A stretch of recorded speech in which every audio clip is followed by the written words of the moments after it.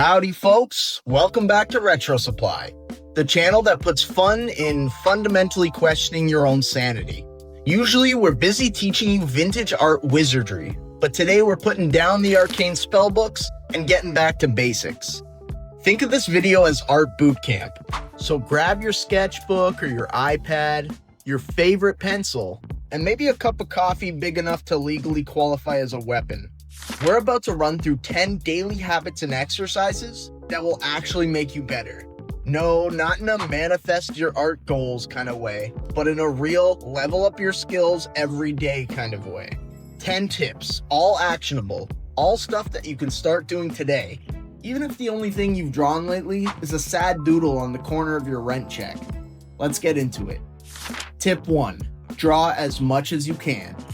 Yeah, I'm starting with the most obvious advice in the universe, but it's obvious because it's true. If you want to get good at drawing, you have to draw. You gotta actually put the stylus to the screen, or the pencil to the paper, and do the thing. The more mileage you rack up, the more muscle memory you build. It's like going to the gym for your art brain. And no, it doesn't have to be good. That's the trap. Your sketchbook isn't a portfolio, it's a playground, a testing ground. A garbage fire full of learning. Now let's get into some real talk. I know this is the part where most art influencers will tell you, you have to draw every day or you'll never make it. Yeah, no, that ain't it, chief. Look, if you can draw every day, that's awesome, do it. But if you're juggling school, a job, burnout, family drama, or just trying to survive being a human in this crazy world, you don't need to feel guilty for missing a day, or a week, or longer. I'm not here to sell you on hustle culture. I'm here to help you improve. Just draw as much as you realistically can, and try to build some sort of consistent rhythm. But don't beat yourself up when life gets in the way. Just keep going. Tip 2, warm-ups. Would you sprint without stretching first? Okay, you might, but a smart person wouldn't. Same goes for art. You gotta warm up those hand muscles and shake off the brain static before you dive into anything serious. Start with the classics. Lines, circles, spirals.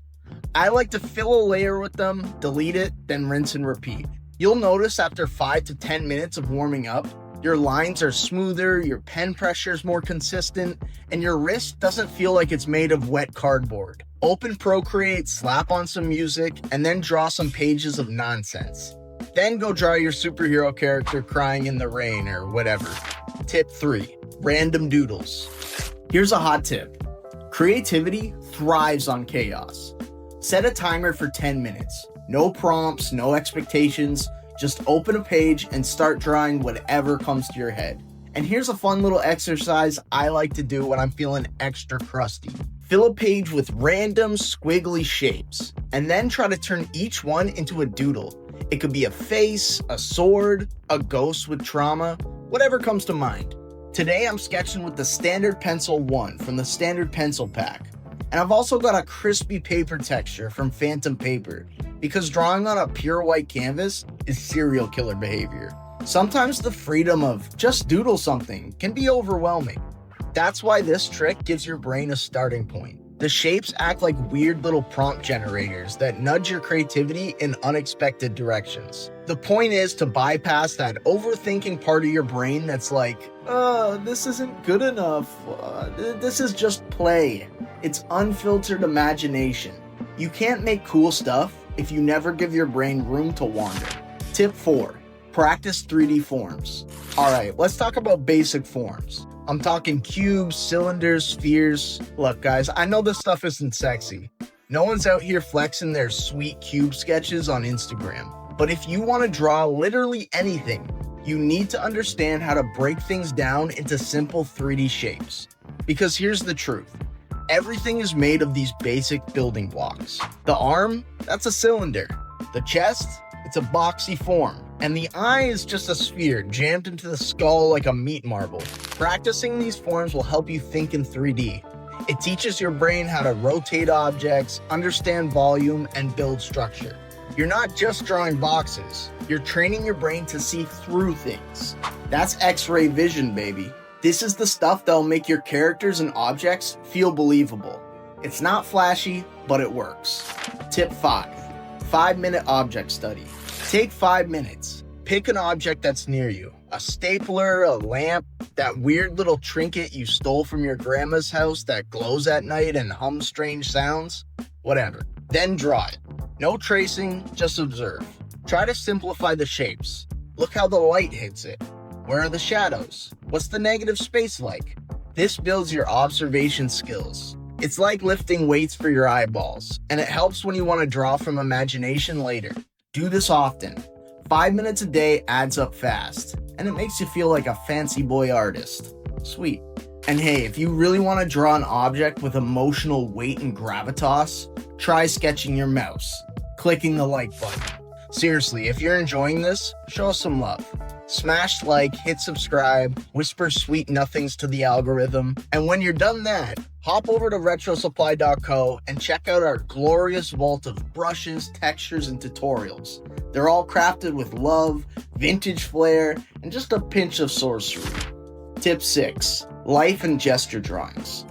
Gesture drawing is crucial if you want to draw people that actually look alive, and not like the mannequins your uncle stores in his basement. Try to find some pose reference. I use sites like Pinterest and Sketch Daily, and set a timer. 30 seconds, 1 minute, 2 minute tops. Then just go. Capture the action, the movement, the energy. Don't worry about hands or faces or fingers or details, just the flow. It's like jazz. You like jazz? It helps you build confidence, rhythm, and flow in your drawings. Also, drawing from life helps you build your understanding of anatomy way faster than copying stylized art all the time. You want to draw superheroes? Start by sketching hunky dudes and buff chicks. That's just facts. Tip 7. Quick value studies. Here's a fun one. Find a movie still or a photo and then limit yourself to 3 or 4 values, black, grays, a white, and then try to recreate the scene. Don't worry about detail or anything. Just use big chunky shapes to block it out. As an extra challenge for my 2 studies, I didn't even use brushes. I just roughly filled in the main values with the lasso tool. Squint at it. What are the shapes of light and shadow? This builds your ability to simplify and compose. It also helps with lighting, contrast, and mood. Plus, it makes your brain stop obsessing over tiny stuff and focus on the big picture. Tip 8. Memory sketch. Alright, this one is a beast. Look at a reference photo for 30 to 60 seconds. Take it in. Notice the shapes, the angles, the silhouette, and then hide it. Draw it from memory. It's gonna be wrong. Horribly wrong. But the act of trying to recall helps build your visual library and muscle memory. Then, here's the magic. Compare it to the original. What did you forget? What did you warp? What did you nail? Another fun one is to think about a cartoon character, and without looking at reference, try to draw them. You'll be surprised what information your brain forgets about Mickey Mouse, even though you've seen him a million times. I mean, look at this guy. He looks like a bootleg carnival prize. Doing this kind of stuff makes your brain way faster at recalling proportions and structure, which means you'll be able to draw from imagination faster and more accurately. It's like a brain push-up. Painful, humbling, and incredibly effective. Tip 9. Master studies. Pick an artist you admire, classic, modern, and copy one of their pieces. Tracing is totally allowed here. Remember, this isn't going on your portfolio or social feed. It's just for learning. For example, I wanted to study this old Archie panel to see how they handled their inking and halftones. So I traced right over the original. No shame. That's the best way to break down exactly how those lines were built. I'm using a couple brushes from the Inferno ink pack for the line work, since this set's got the range to mimic just about any vintage inking style. And for the color, I'm bringing in Color Lab to nail that natural gritty halftone texture and line quality from the original print. You'll start to notice things like how they handle proportion, rhythm, or composition, and you'll subconsciously absorb their techniques so you can adapt it for your own work. This isn't plagiarism, this is just practice. Every great artist did it, and a bunch of bad ones too. Tip 10. Touch grass. This one is underrated. You can't make great art if your only inspiration is other art. You need input, experience, weird conversations, random stuff, a lady yelling on the bus, a cool bug that you saw, I don't know.